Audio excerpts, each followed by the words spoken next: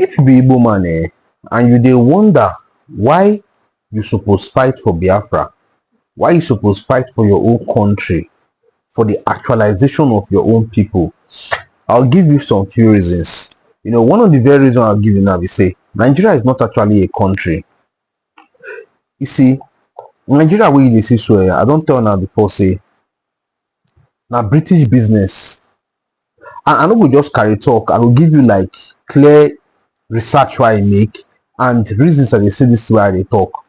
Now they get one wey we say I go post them make you see am for yourself. Say the Berlin Conference of 1884/1885 was a meeting between European nations to create rules on how to peacefully divide Africa among them for colonization. That means they colonize Africa and Europeans now run the matter. Good. So they share Nigeria now for the British. Now go show on that one. It talk say now after the colonization and everything don't solve. They come say following this, the Royal Nigeria Company sold its holdings to the British government for £865,000, which is about $1.1 million.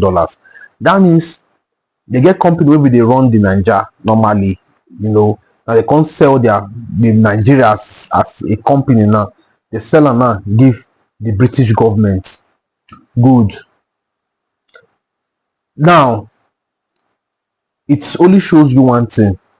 You're actually in a British business. It just has a name with a passport and everything. And actually whining, they whine you. But now whining, you don't have a country.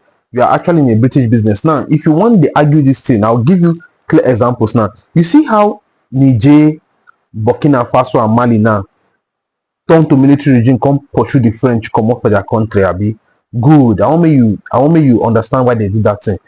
Say normally they did very free. They be independent nations now, be. But why it be say the gas fight to comot the French government? Ask yourself this: why did they have to fight?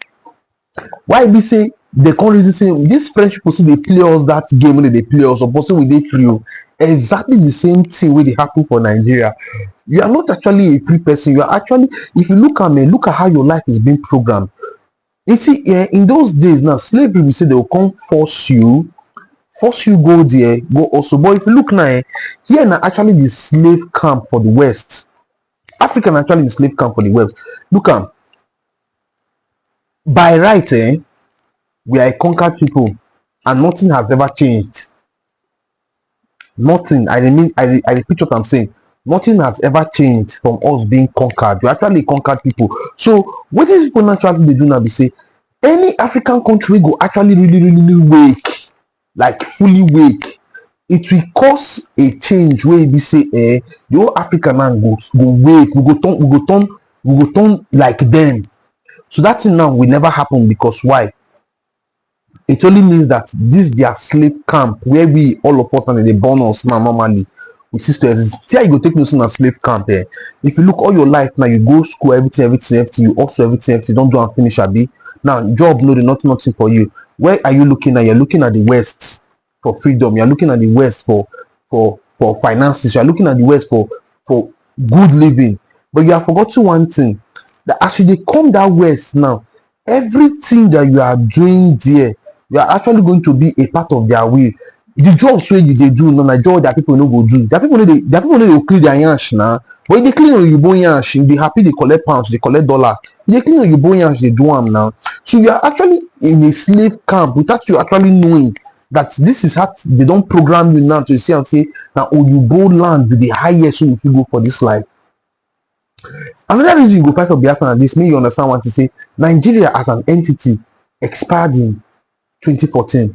Now, like I said, I know they go look all those normal media, all those maybe you can go look all those propaganda stations or what they read their news. No, they get people, they get places where you go now, you go do this research, you go begin see things where you not supposed to know.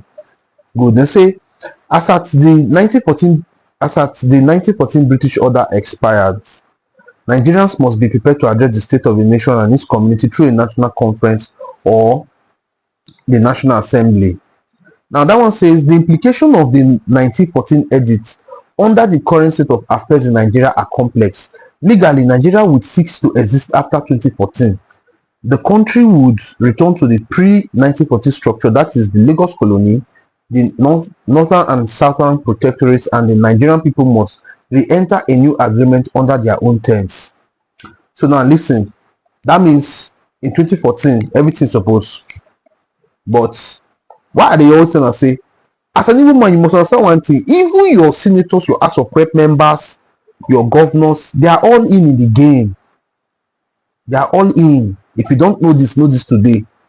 If you think so, this is na maybe na Yoruba man hold you, or maybe na Hausa man hold you, you are a joker.